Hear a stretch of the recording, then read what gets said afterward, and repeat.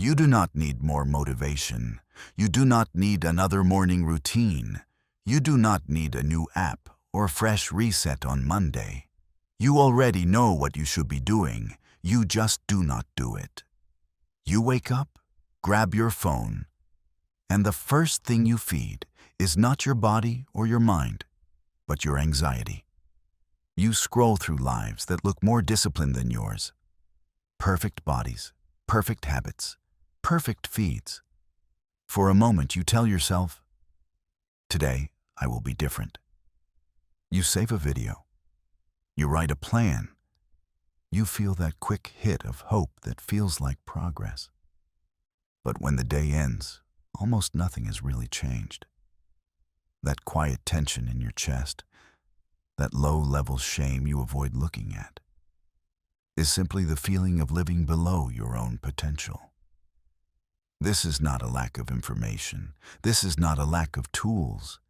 It is a lack of discipline, the kind you cannot download, optimize, or fake on camera.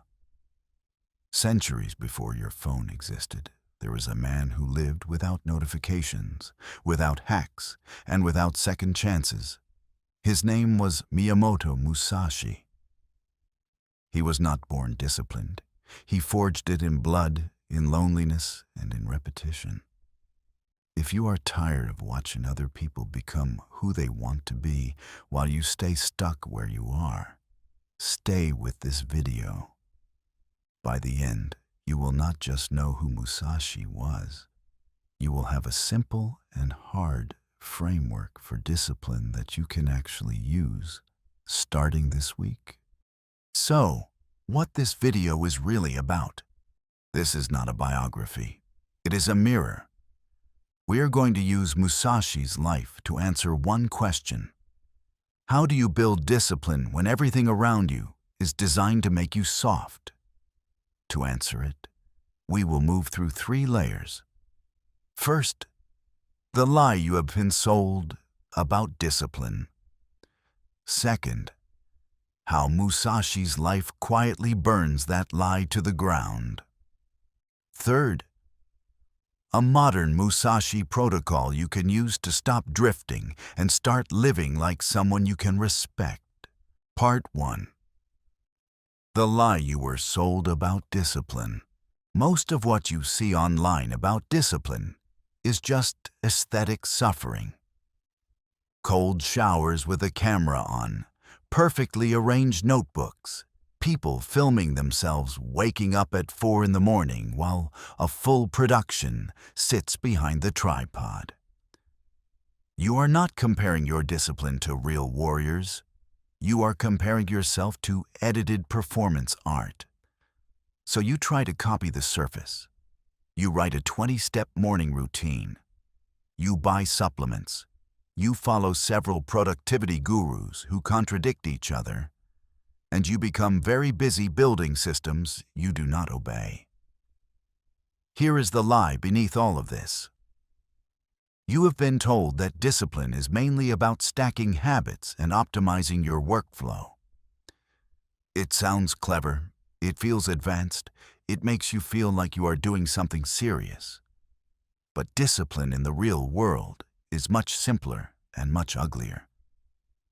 Discipline is the ability to do what is necessary, especially when you don't feel like it, without asking your feelings for permission every time. You do not need more complexity. You need fewer exits. This is exactly where Musashi walks into your life, like a ghost from another world. Part 2. Musashi. When discipline stopped being optional.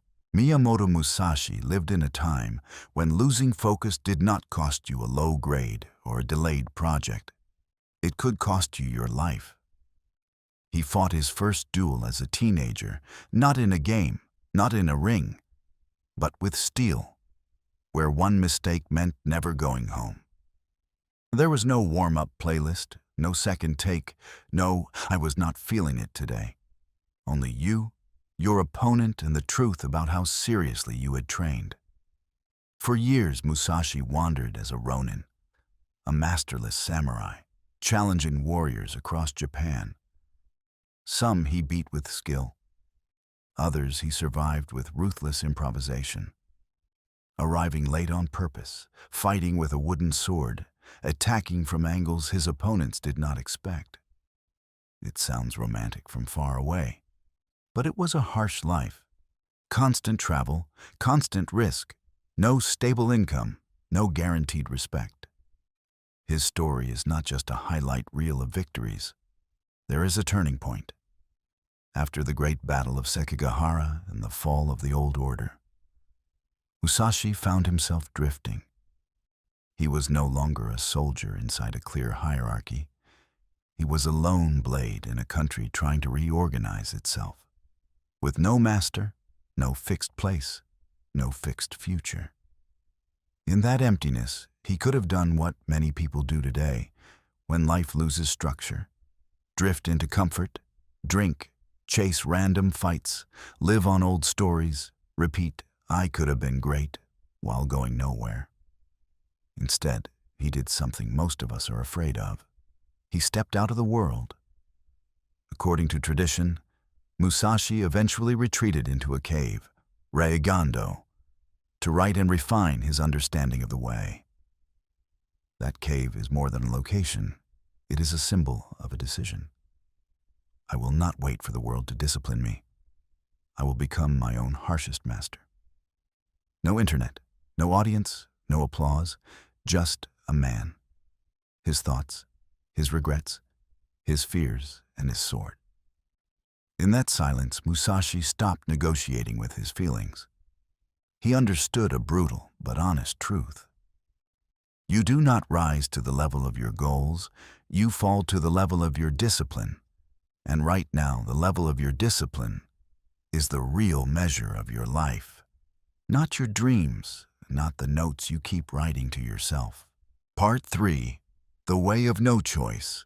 The modern world tells you to keep your options open, to not be too hard on yourself, to listen to your feelings above everything else. Musashi's world offered no such comfort. If you hesitated in the wrong moment, you died. So he built a way of living where discipline was not a mood, but the default. He did not get there through motivation speeches or complex systems. He got there by removing exits. Imagine a man standing on a bridge while a fire burns behind him. He spends his time thinking, should I jump into the river or not? Musashi's logic is simple. There is no bridge, there is the fire, and there is the river. Move. He cut away what made him soft. He slept rough. He trained constantly. He refused comfortable positions that would chain him to luxury and routine.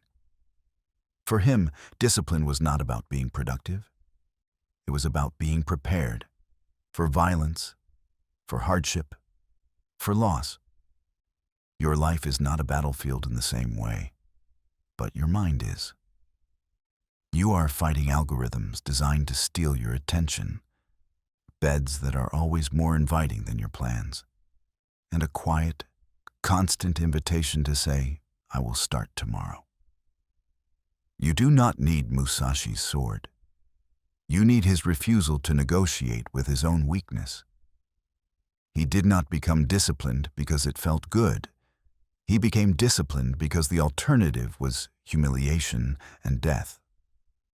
You might not die if you stay undisciplined, but parts of you will, your self-respect, your potential, your ability to look in the mirror without instantly reaching for distraction. That is a slow kind of death. Most people around you have already accepted it. Musashi would not. The question is whether you will. Part 4. The Musashi Discipline Protocol for a Modern Life. Now we translate this into something you can actually use. Not a cute routine, a simple and hard protocol you either commit to or walk away from honestly. First, choose one battle, not 10. Most people fail at discipline because they open too many fronts at once. Gym, reading, business, meditation, diet, languages, content creation, all at the same time, until their life plan becomes so heavy that it collapses under its own weight. Musashi's life was focused. He had the way of the sword, and everything else bent around that. Your first rule is simple. Pick one arena where discipline will define your life for the next 90 days. Just one.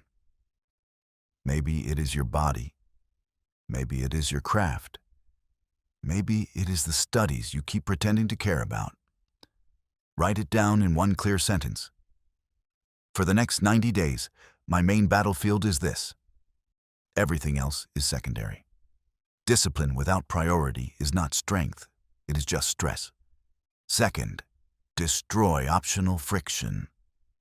You say you want discipline, but your environment is built for failure. You try to study with your phone next to your hand. You try to sleep with your screen in your face. You try to work with notifications active on every app. This is like trying to practice swordsmanship in the middle of a festival. You cannot win a battle you keep decorating with distractions.